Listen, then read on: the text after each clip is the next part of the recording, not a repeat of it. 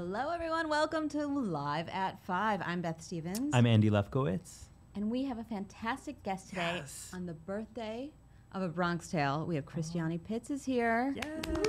Yes. Are you clapping at home? Are you clapping, Shay Daniels? That's her mom. Anyway, we have some news first. We have a lot of great news. So to kick things off, we found out today that Sarah Bareilles is going to return to the stage in Waitress again, playing the role of Jenna, which she had done for an engagement several months ago. Yeah, she's back. Yes, she will be back for an engagement from January 16th through February 25th, 2018. And we also found out that Jason Mraz, who is currently playing Dr. Pomatter, has extended his run through January 28th. So you can see Sarah with Jason if you really want to. Yeah, come on, That's y'all. awesome. It's the best news. That's awesome. It's wonderful news. We're pumped. Okay, here's some good news too. Yes. Chess. We know about Chess by you know who, the Mamma Mia Mamma guys, Mia the ABBA folks. guys, Benny and Bjorn. Yeah. I don't know how to say their last names. Chess is gonna be at the Kennedy Center with Raul. I'm just gonna say their first names: Raul, Ramin, Karen, and Ruthie. Obviously, you know what I'm talking about. Raul Esparza, Ramin Karimloo, Karen Olivo, and Ruthie Ann Miles. So that is exciting casting, and it sounds like Broadway casting to me. I'm just saying. Tony winner Michael Mayer will direct, and it has a new book by Danny Strong, which is really exciting. Yeah. This will run February 14th through the 18th at the Kennedy Center, which means we all need to get on a train on Valentine's Day and go see these amazing performers sing. I cannot wait. How long have we been waiting for Raul Esparza to come back and sing? Seriously, come on, y'all. I know he's a TV star now, but still. If Anyway. only he could sing on TV, then we'd be all set. Maybe they'll film it. Yeah, Chess Live. M. Butterfly, we found out last night, has announced a closing date. The new revival will play its final performance at the Court on January 14th, 2018. Now, this revival, as you know, is directed by Julie Taymor and stars Clive Owen and Jin Ha. It's a gorgeous production, so definitely check it out. So January 14th, that's Yes. over. Okay, this is interesting news. Yeah. NBC is developing a family comedy series by Alex Brightman of School of Rock fame, Tony nominee, former Broadway.com vlogger, all-around talented guy. He's going to write it. It's set in New York City and centers on a struggling 20-something who moves back home with his parents and a rotating roster of tenants in their oversized, rent-controlled apartment. Obviously, hilarity ensues. It's executive produced by Alex Brightman himself and Hamilton producer Jeffrey Seller, and there's no word yet on who will star or what the development of it will be, but that's exciting. Though I must say, it sounds like a good fit for Brightman himself. I'm just right? saying, yeah. Come on. If Alex Brightman wants to star in it, he might know a guy. Amen. So we have show footage for Beau Willimon's new play, The Parisian Woman, which is currently in previews on Broadway, opens tomorrow night, and features Uma Thurman in her Broadway debut, alongside Josh Lucas, Philippa Sue, Martin Sakis. I just made that up. I don't know. Okay, and Tony winner Blair Brown. That show, like I said, opens tomorrow, and check out the footage on the site. Yeah, get a taste. Yes. Get a little peek. Indeed. Well, Jonathan Groff came on Show People. Again, I mean, Jonathan Groff is a regular at Broadway.com because He's we love him beloved. so much. Who doesn't love Jonathan Groff? Here's what he talks about. He talks about Mindhunter, that fabulous show he's on, which is super creepy. He talks about getting the giggles a lot, and it started with Spring Awakening and John Gallagher Jr. And what role he would like to play in Hamilton. It's not what you think. Or maybe it is what you think. I don't know what you're thinking. And I don't know if you all remember this, but many years ago, Susan Blackwell went to Jonathan Groff's farm in Pennsylvania, his parents' farm, and met a goat that Groff, I think his dad or someone named the goat Leah Michelle, and you find out what happened to that goat. So it's very important information. You really need to check this out. There will be a quiz later. Wow. That's the only thing you can say is wow. That's You're really like, wow, incredible. What I'm pumped. are you talking about? So we have a new episode of Tyler Haynes' vlog, Backstage at Cats, and the episode is called Flashback. Tell me a bit about it, Beth. Okay, well now, Tyler, who is the sexiest man alive apparently 2 years in a row? Look at that. Or sexiest On Broadway. On Broadway? On Broadway. Sorry, some people are getting He's upset. very sexy. Some people are getting He's upset in the Yeah. room, but we'll just calm down. It's fine. Sexy, No, just, it's okay. you know. We're just gonna have a little therapy session later. Context. But Tyler is doing a monthly vlog for us as Cats winds down. Its last performance is, I think, December 30th. 30th, yeah. So in this episode, he flashes back to when Cats was in rehearsal. So you get to see a lot of faces you haven't seen in a while. So that's fun. You get to see what it was like in tech, and they're just so funny. Nice. That's Sarah Jean Ford. They're amazing. Wow. So it's really fun. It's like a flashback of old footage that he took way back then. And lastly, Meteor Shower opens on Broadway tonight. So best of luck to that cast. Amy Schumer and Keegan-Michael Key are making their Broadway debuts. And Tony winner Laura Benanti and Tony nominee Jeremy Shamos are also in the cast. And Steve Martin wrote it. Steve So Martin. you know it's Come funny. on, Jerry Zaks directed it. Come on. Perfect. I'm excited. Good luck. Well, we will be right back with Christiani Pitts. Christiani Pitts. Did I say that correctly?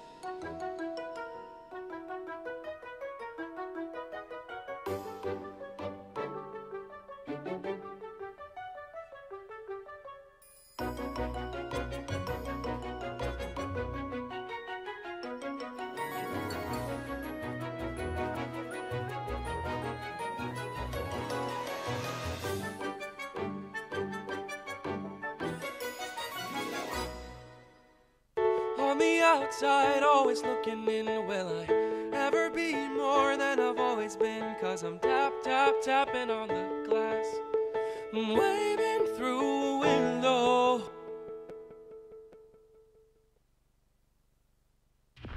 These artists will come together for only one thing.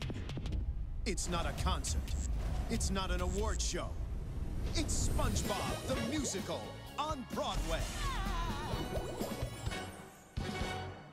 Ben Brantley of the New York Times calls The Book of Mormon the best musical of this century. This was my 4th time seeing it, and they still had me at hello. Winner of 9 Tony Awards, including Best Musical. The Book of Mormon on Broadway. Welcome back to Live at 5. I'm Beth Stevens, and I'm here with Christiani Pitts from A Bronx Tale. Hey, guys. The hit musical, which is celebrating its birthday day. So happy birthday, Bronx Tale. Thank you. I cannot even believe it. It's And you were just crazy. telling me Jerry Zaks came and celebrated with you guys. He did. He And was now there he's cutting the off cake. to open. He was cutting the cake, and now he's off to open a show tonight, Meteor Shower, which he also directed. It is the most. We were just talking about this, and that's inspiring. To wish your cast a happy 1 year on a successful show, to go then open He another. can just walk from hit to hit to hit. I He's doing fine. Don't worry about goals. Jerry Zaks. Jerry Zaks goals. He has his own hashtag. So how are you doing in your new role? I hope I'm doing good. I feel good. You feel good? I feel great. So I you hope it's- started in this show as an original cast member. So you made your Broadway debut. I did. So let's go back and then we'll talk about your new role. Okay. What was it like for you to make your Broadway debut? Do you remember that night? Oh my God, I will never forget it. I figured you remember. I mean, it's not that long ago. Ooh. It was truly one of the best nights of my life. And our show has a lot of debuts in it. I think there's 15 people who made their Wow. debuts. Well, it's a lot of young people. Oh, yeah. And so it was nice to be, because I was very emotional and crying and sobbing and praying, but so was everybody else. Going through it we were together. yeah, so I'll never forget it. I'll never forget it. And now you've taken on a new role, which is the role of Jane, which is really more of a featured role, the love interest. The love interest. So tell me about stepping into that role and how you knew that was going to happen. How did that happen? Well, I didn't. I'd understudied her since the beginning, and I tried the best I could to kind of emulate, how what she was doing, and just try Ariana to. DeBose.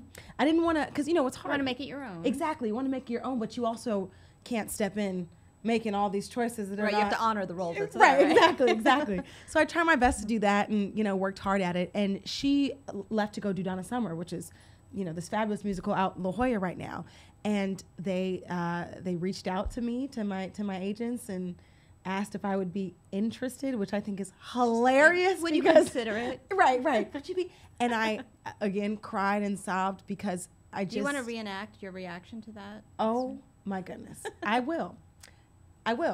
My agents called and said, because when I made my Broadway debut, they said, "What are you going to wear to your opening night on Broadway?" Well, you are a fashionista. I mean, I just need to point that out. Thank you. This I'm is wearing not. straight up overalls. Yeah. I'm giving a look, okay? Overalls, y'all. Y'all can't see. They can't see, but We might have to have a little modeling it's a full session. pantsuit. It's a full pantsuit, but it's beautiful. But so they asked what would I wear. The most important question. I threw my phone because they were then telling me you are got it. going to Broadway. I threw my phone. The second call, Gotta break the electronics. right? You should see it's all cracked up. The second call, I was by myself, and I I was like, are you sure? Are you Yes. serious? Right. Don't prank me. Yeah. If you're not sure, like, let's not talk. And they were like, no, this is happening. What do you say? And I was like, yeah, I was screaming like, yes, yeah. Did you hang on to the phone that time? Oh, this time I hung on because that's I just important. didn't believe it. I thought they were just pulling my leg. I love my agents. I know y'all don't play like that, but I just, you know, it's a literal dream come true. So I just didn't believe it. But And now you've been doing it for a little while. You're comfortable, and you have a new leading man. I do. Tell me about him. Oh, he's so sweet. He is the sweetest. And he, you know, he stepped in, you know, and everyone was letting him know he had such big shoes to fill, right? Because Bobby Conte Thornton was incredible. And he never once let any of that intimidate him or make him nervous. He just kind of did his own thing and took it all in glory and stride and was so compassionate and open. And it's so easy to fall in love with him. It's such a fun show, and it's a thank great you. show. It's a great date night show. It You don't is. have We have to a lot of date. You couples. can go by yourself, but I'm just You saying can it's a go great- by yourself. But I was thinking, I think you're one of the good ones. One of the great One ones. of the great. I hope so. Listen, now that's men's like pickup lines. Yeah. Out of the So stage this is store. this is obviously a line from the show. Chaz Palminteri wrote the book, and it's based on his solo show. Yes. And also based on his life, sort of, Right. semi-autobiographical. So when you were in rehearsal originally, these are some of the big wigs in the room. And I'm not just talking about the cast. We're talking about Chaz Palminteri, who's a force to be reckoned with. Right. You've got Jerry Zaks, goals. Hashtag goals. Hashtag goals. legend. And then you have Mr. Robert De Niro, or do you have to call him Sir? He wants to be called Bob. Oh, excuse me, Bob. I kid you not. I was like, So, okay, Bob. Like, what? What? All right. If that's what you, okay.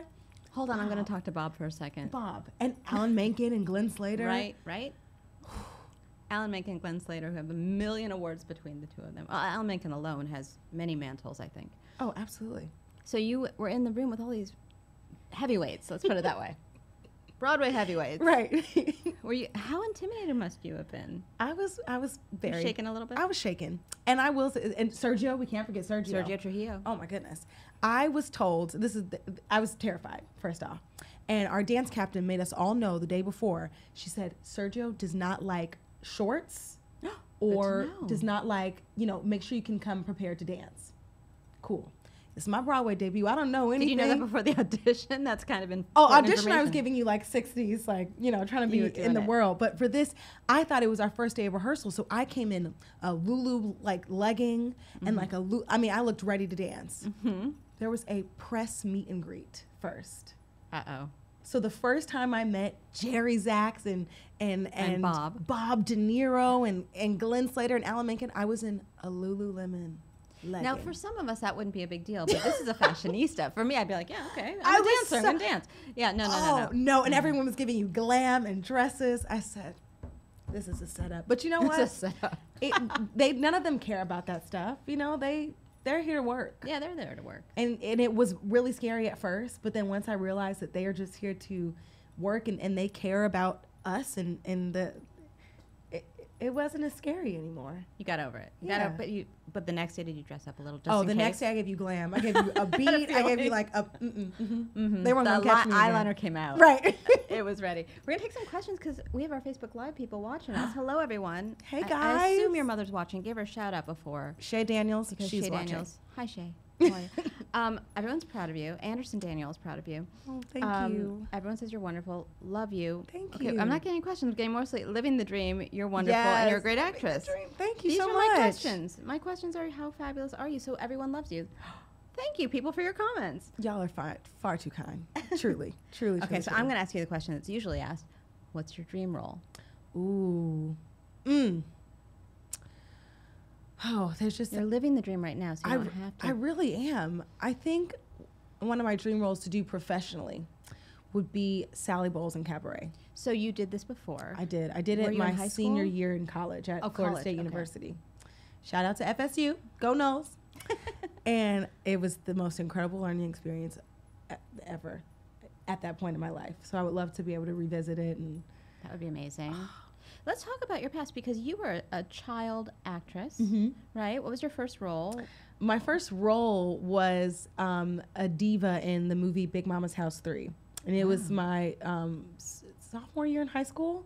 But even before that, like not professionally, you were performing as a little Oh kid, right? yeah. Oh my goodness. My first role in school was Wendy in Peter Pan Perfect. at Hillside Elementary, and we flew. You actually flew We as a child? flew. That doesn't sound safe.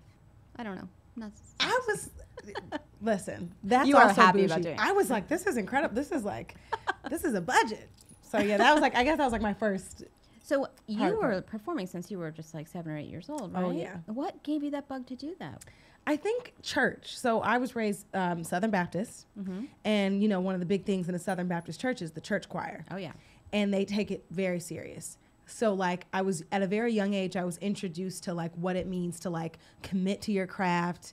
And then when you throw the fact that God's watching on top of it, you're like, I don't, Must you know, be committed. Right, exactly. Like can't mess this up. But then on top of that, everyone in the church loves you. They're going to love you no matter what. So like at a really young age, I got this like bug of like people being moved by something that I could create with my voice. And I was. And you knew you had a voice back then. Well, I didn't Someone know, knew. but Someone knew. I was going to sing anyway. And, you know, my parents allowed me to yell around the house. So when did you audition for the first time or do children's theater? When did I guess, you know, so I performed in school all the I time. see. And then I guess my first, So you were one of those kids that finished class and then went to like rehearsal. oh, absolutely. Very serious. Very I was serious. not playing around. anyone, all my friends from high Tell me school. some of your early roles in Oh school. my goodness. We had Peter Pan. We had Wendy and Peter Pan. I was, oh my goodness. You were little Timoon. I was Timoon in Once on This Island, which was my favorite show ever. I'm seeing it on the 17th. Haley Kilgore, girl, she slays. I got to do some press event with her a while ago, and I was like, she's That's singing. amazing. Have you seen it? I'm seeing it tonight. Oh my gosh. Now I'm even more excited. Oh, so good. Sally Bowles. And you were in Marta, you did Aida? and I did Aida. I looked you up. I looked It's you a up. lot of, yes. Oh my You goodness. did Mimi and Rent. That was more recently. Mimi and Rent. That's not a kid's show. That guys. was awesome. And that show's tough. Yeah. That show's That's very a hard tough. sing. It was really. I did it in Greenville, South Carolina, and which is not an environment where you would think they would be okay with doing Rent. So we were taking a risk in that way. And then, not to get very dark, but also during that run, I lost my best friend in the Oh, entire world sorry. was killed. So it was like a really intense run that kind of On such an emotional show too. absolutely. It just reiterated the fact that art heals, and I have to keep doing this. So to go back, you did all these school roles, and then you went off to FSU. Shout out to FSU. If my professors are watching, they're gonna gag. Hello, professor. and when were you making your professional debut during all of this? I started my first professional job was between my freshman and sophomore year. I did Legally Blonde. I played Pilar in Legally Blonde at Peach State Summer Theater in Valdosta, Georgia. That must have been fun. Oh, it was awesome. What a great summer job. Oh yeah, it was great. And then I was in my hometown. Well, Georgia is where I'm So from. you're from Atlanta. You lived in New Jersey, then you moved to Atlanta, right? And your parents let you pursue this professionally. Oh yeah. They were very behind you on it. They were all about it. They're really good about chasing your dreams. And my dad is a news reporter. He has this great story of being illiterate until he was 15 and is now a reporter. So they kind of believe that the struggle is important, but whatever it is that you want to do, you have to go for it, and we will support you. They're really Are you the good only about that. performer in your family? I am. Well, actually, apparently, I found this out. Sam Cooke, the singer, Yes. is like my cousin. What? Whoa. That's a good one. Unreal, That's a right? good one to have. That's a good one. I've never met him, but I've met his aunt. I don't know, but other than that, no. So there was a performer somewhere in there. Somewhere in the line, And of course, it has to be a famous one. If you're going to have one in your family, right? make it Sam Cooke. Also, Beyonce is my aunt, of course she is. so Yeah. there's She's that. all of our aunts. Right? Yes. we're all related to Beyonce. It's a fact. We're part of the family. It's a fact. I think it's a fact, yes. Ethan is asking an interesting question. Have you ever had a non-performing job? Oh, absolutely, yes. Ethan, come on. What do you think this world is? Oh my goodness, I used to work at Mac Makeup in college, which was really fun because I love to beat. But then when I moved to New York City, I worked at this French restaurant called Café Bleu in the Upper East Side. and I got fired because of auditioning. Because you weren't around enough? Not because you were snooty to one of the snooty customers? No, I kind of loved it. It was like an acting exercise because I didn't know anything about what I was doing. I pretended to be British once and got called out because my accent was horrible, but I tried. Do you list British dialect on your resume now? Absolutely not. Okay, Took it clean off. Took it off. She had to go. No. It was bad. It was real bad. Oh, well, I'm sorry you got fired. I hope they're kicking themselves. It's okay. Café Bleu. It's okay. They were really nice about it, but they were like, "Girl, come on." I mean, because I was Stop auditioning and do your job. Yep. Right? It's a really hard balance. I think any actor will tell you the city is so expensive. So, we always have to get another job, but it's hard to find one where people understand that like auditioning is just as much a part of the job of an actor as a performing. show. Yeah. Absolutely. It's true. Okay. It seems to me that your entire family is watching, so welcome. They're all telling stories about you. Don't tell me calling me and calling out. you Christy, which is also a cute thing. Peyton's asking, what's your favorite Alan Menken Disney song? That's very specific. Ooh, There are a lot to choose from. Zero to Hero. Are you kidding me? That is my favorite song of all. I mean, I love You it. could do any of his shows besides Bronx Tale. Sister Act. That was easy. Sister Act. I sang Fabulous Baby for my audition cut Oh, all really? the way up until A Bronx Tale. And then I finally switched it up to a different song. What's the song? I should have, but they were like something period. And I was like, What did you sing that was period? I don't Some even Sam remember. Cooke song, probably. Right. I don't remember. I know it wasn't Fabulous Baby, though, because I was ready to give it to him. You're like, you haven't. Oh, I forgot to ask you something. Uh-oh. You used to work on cruise ships. Yes. So someone's asking, hello, Kurt is asking. Hey, Kurt. Do you have any funny or horrific tales from your experiences performing on the ships? Oh, my goodness, yes. How long did you do this? I did it for 6 months. Okay. I All did right. it for This six. is a special form of entertainment It is. because you have a captive audience. Oh, yeah. And they want a high caliber performance. Absolutely. Absolutely. They don't play around. And you're also in the middle of the ocean. Yeah, there's no escape. And What was that like? I really don't know very much about this. Oh, I actually loved it. Where were you? Where were we going? I flew to, oh goodness, Scotland? Wow. Was it Scotland? Ireland? You don't even know It what was- country it was. I don't That's even how remember. exciting. Where did No, we flew to, I don't even know. We flew somewhere in like the Baltic. That's where we started. And then we did Russia and Ireland and all these. And what shows were you doing? Or was it some kind of review? We were doing reviews. A show called The Look of Love, a show called The Band on the Run, and a show called Paradis, which is a French showgirl show. So, How many shows did you have to do per week? We do all 3 shows in 1 week, and I think we do each show twice a night. Wow, that's a lot. It was a lot. And then you can't go anywhere. Right. And then that's it. And then the boat is like, Yeah, you got to get your sea legs. So Kurt's asking horrific or funny tales from that.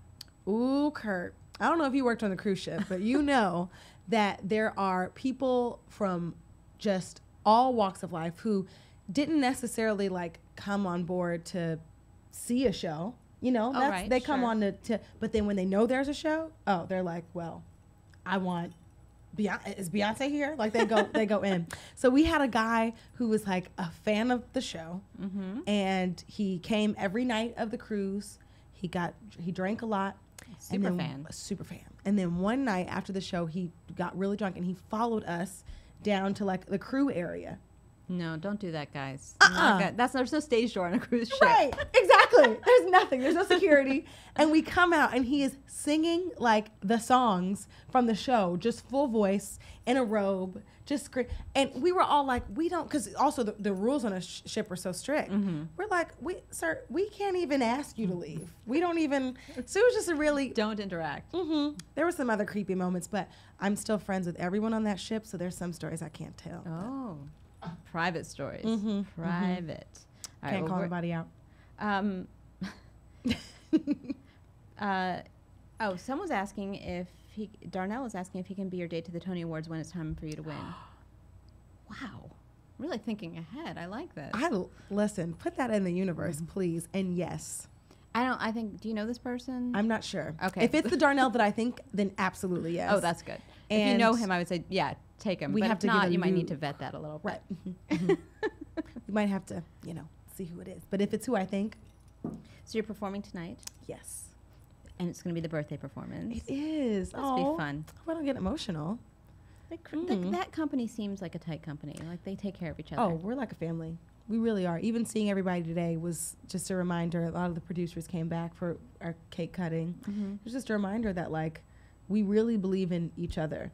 And you know, when last year when the Tonys came out, you know, we didn't get nominated for anything. Everybody was kind of nervous. But and you're scared. still here. Amen. I'm just saying. Amen. It's a hit. Right. But it was also nice because we believed in each other. Yeah. And so no one let that get us down. We were like, we feel like we have something great. We feel like we have a really important message for the world to hear, and we're going to keep doing it. And It's a thank great show. God It's got it's still great here. songs. It's got a lot of heart. It's funny. so much heart. So much heart. So much heart. And such cute people. That's true. Those doo-wop boys. Hey, y'all. You know who you are. It's your boy. It's your boy Keith White and all of them. Everyone's just so good looking. So you've got good-looking boys. Are we selling this show to you or what? Right.